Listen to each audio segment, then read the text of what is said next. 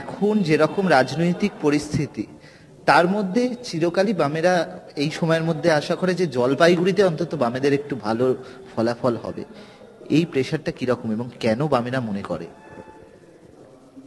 আপনি বলছেন যে এই পরিস্থিতিতে, বর্তমান পরিস্থিতিতে একটা প্রেশার, এটা বলছেন তো?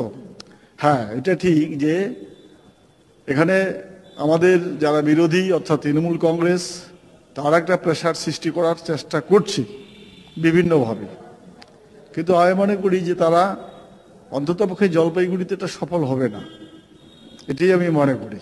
মুখ্যমন্ত্রী যেভাবে উত্তরবঙ্গে আসছেন, এখানে মিনি সেক্রেটারিয়েট হয়েছে, উত্তরবঙ্গ উন্নয়ন মন্ত্রী কাজ করছেন, তার কি কোনো প্রভাব জলপাইগুড়িতে পড়বে না? বিশেষ করে ফুলবাড়ির পাশেই হচ্ছে উত্তরকন্যা করা। আমি বলি এবার, উত্তরকন্যা এখানে তারা উদ্বোধন করেছেন ঢাকঢোল পিটিয়ে, কিন্তু তার আগে যদি তারা রাস্তাগুলো করে দিতেন, রাস্তার জমি অধিগ্রহণটা করে দিতেন, ন্যাশনাল হাইওয়ে যেটাকে আটকে রেখেছে, এখনো জমির যে ওই রিকুইজিশন, সেটা এখনো সম্পূর্ণ হয়নি, এখনো তার হিয়ারিং চলছে। তৃণমূল আর কংগ্রেসের ভোট কাটাকাটির অঙ্কে এই জটিল অঙ্কে কোনোভাবে কি বাম প্রার্থী সুবিধাতে রয়েছে?